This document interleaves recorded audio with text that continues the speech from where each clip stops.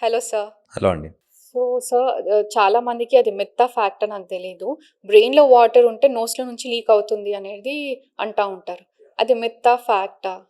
So, దీంట్లో ఒక fact కూడా ఉంది. ఒక మిత్ కూడా ఉందండి. రైట్. బ్రెయిన్‌లో వాటర్ అనేది ఇట్స్ ఎ నార్మల్ థింగ్. ఒకళ్ళకి వస్తుంది, ఒకళ్ళకి రాదు అనగా అందరికీ ఉంటుంది. ఓకే. దీన్ని మనం సెరిబ్రోస్పైనల్ ఫ్లూయిడ్ అంటాం. బ్రెయిన్ అండ్ స్పైన్‌లో కంటిన్యూయేషన్‌లో కొన్ని చేంబర్స్ ఉంటాయి. వెంట్రికల్స్, సెంట్రల్ కెనాల్ ఇట్లా అంటాం. ఈ వెంట్రికల్స్‌లో ఉండే ఫ్లూయిడ్‌ని మనము సెరిబ్రోస్పైనల్ ఫ్లూయిడ్ అంటాం. దీనికి వేరియస్ ఫంక్షన్స్ ఉన్నాయి. న్యూట్రిషన్, బ్రెయిన్‌కి న్యూట్రిషన్ ఇస్తుంది అంటారు. కొన్నిసార్లు టాక్సిన్స్ క్లియర్ చేస్తంలో హెల్ప్‌ఫుల్ ఉంటుంది అంటారు. Whatever it is a natural thing. Right. So, ఈ ప్యాసేజెస్‌లో కనుక ఏదన్నా కారణం వల్ల ఏదన్నా బ్లాకేజ్ వచ్చింది, లేదా ఆ ప్యాసేజెస్‌లో కనుక ఆ స్వెల్లింగ్ వచ్చింది. అలాంటప్పుడు దీన్ని మనము హైడ్రోకెఫ్లెస్ అంటాం. అంటే ఈ వెంట్రికల్స్ అనేది మనకి ఎంత సైజ్ ఉండాలో ఆ సైజ్ కంటే పెరిగిపోయినాయి. దాన్ని మనం హైడ్రోకెఫ్లస్ అంటాం. అలాగే ఈ హైడ్రోకెఫ్లస్ వల్ల ఎప్పుడన్నా మనకి బ్రెయిన్‌లో బేస్ ఆఫ్ ద బ్రెయిన్‌లో చిన్న హోల్ అయిపోయి ఆటోమేటిక్‌గా బ్రెయిన్‌లో ప్రెషర్ పెరిగినప్పుడు గానీ, అలాంటప్పుడు ఈ ఫ్లూయిడ్ అనేది ముక్కులో నుంచి లీక్ అవ్వచ్చు. ఇది హైడ్రోకెఫ్లస్ లేని వాళ్ళల్లో కూడా చూస్తా ఉంటాం. మోస్ట్ కామన్‌గా మనం చూసేది పోస్ట్ ట్రామాటిక్. అంటే ఎప్పుడన్నా యాక్సిడెంట్ అయింది, తలకి దెబ్బ తగిలింది. అలాంటప్పుడు ఈ ఫ్రాక్చర్ అనేది మనకి బేస్ ఆఫ్ ద స్కల్, అంటే మనకి ఫ్రంటల్ బోన్ దగ్గర నుంచి వెళ్ళి కింద భాగం వైపు నోస్‌కి వెనక వెళ్ళి ఆ క్రాక్ అనేది రావచ్చు. అలాగే ఈ క్రాక్‌తో పాటు coverings of the brain, dura matter అంటాము, ఎరక్నాయిడ్ మ్యాటర్ అంటాము. ఇలాంటి దాంట్లో ఏదన్నా డిఫెక్ట్ వస్తే ఆ ఏరియాలో నుంచి వాటర్ లీక్ అవ్వడం అనేది మనం చూస్తూ ఉంటాం. దీన్ని మనం సిఎస్ఎఫ్ లీక్ అంటాం. ఓహ్! ఆర్ కామన్‌గా బ్రెయిన్ వాటర్ లీక్ అయిపోయింది అంటా ఉంటారు. రైట్. కొన్నిసార్లు మాత్రం ఏ కారణం లేకుండా ఇడియోపతిక్, అంటే సడన్‌గా జలుబు చేసినప్పుడు గానీ, అలాంటప్పుడు కూడా ఈ సెరిబ్రోస్పైనల్ ఫ్లూయిడ్ అనేది లీక్ అవుతుంది. సో, అందుకని దీన్ని రెగ్యులర్ జలుబుతోటి, అలాగే సెరిబ్రోస్పైనల్ ఫ్లూయిడ్ లీక్ తోటి గుర్తిస్తాం అనేది చాలా అవసరం. ఓకే. ఎందుకు అవసరం అంటే, ఇప్పుడు సింపుల్‌గా cerebrospinal fluid or brain water leak అవుతుంది అంటే ఎక్కడి నుంచో బ్రెయిన్ నుంచి ముక్కులోకి ప్యాసేజ్ వచ్చేసింది. అవును. అప్పుడే ఆ వాటర్ లీక్ అవుతుంది. రైట్. అలాగే ఈ ప్యాసేజ్‌లో నుంచి బ్రెయిన్‌లో ఉండే సిఎస్ఎఫ్ బయటికి ఎట్లా వస్తాందో, బయట ఉండే ఇన్ఫెక్షన్స్ కూడా బ్రెయిన్‌కి వెళ్ళొచ్చు. ఓకే.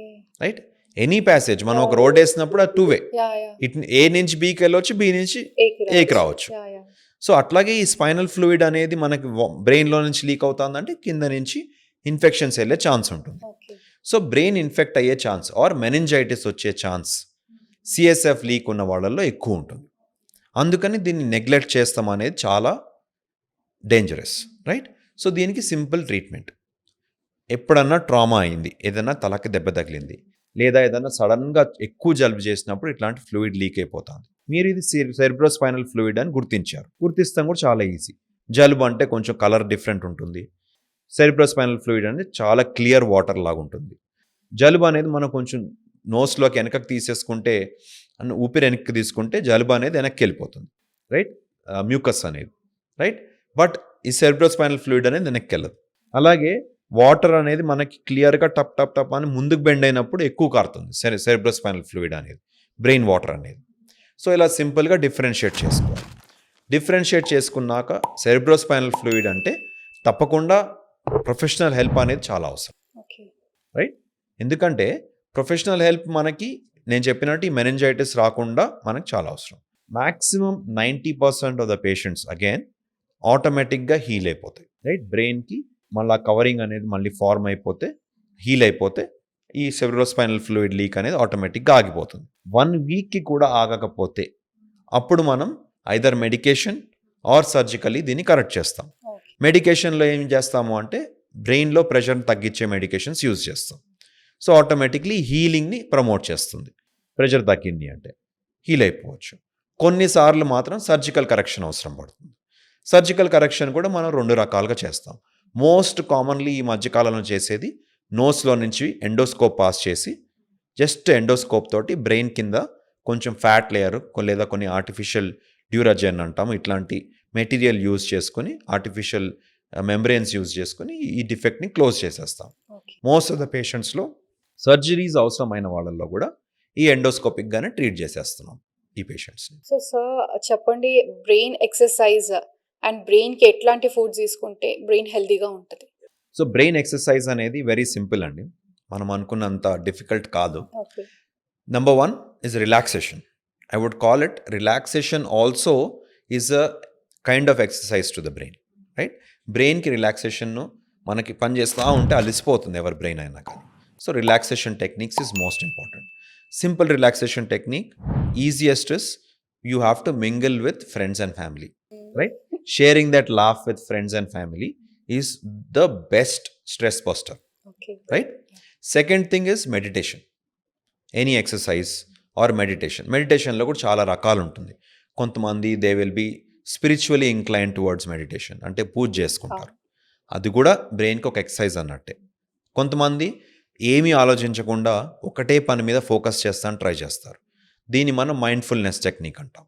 సో ఇలాంటి ఎక్సర్సైజెస్. ఇదొక స్పెక్ట్రమ్. అంటే రెండో స్పెక్ట్రమ్ ఇస్ యూనో ఓల్డ్ ఏజ్లో మనకి కొన్నిసార్లు యాజ్ వీఆర్ గ్రోయింగ్ ఓల్డర్ మనము ఏం పని చేయకపోతే ఆటోమేటిక్లీ బ్రెయిన్ అనేది వీక్ అవడం స్టార్ట్ అవుతుంది. సో వీళ్ళల్లో మనము మైండ్ ఇన్వాల్వింగ్ యాక్టివిటీస్ లైక్ ఉదాహరణకి సింపుల్ పజిల్ గేమ్స్ అంటాం, సూడోకో అంటాం, లేదా చెస్, ఇలాంటి ఆడమని ప్రోత్సహిస్తాం, రైట్? అలాగే కొత్త విషయాలు నేర్చుకోవడం. ఆల్వేస్ మీరు కొత్త విషయాలు నేర్చుకున్నప్పుడు బ్రెయిన్కి న్యూరాన్స్ ఫామ్ అవుతాయి. So this is also a kind of exercise. కుదిరినంత వరకు నా అడ్వైజ్ ఏంటంటే ఈ కొత్త విషయాలు అనేది డెవలప్ లైక్ హాబీస్, రైట్?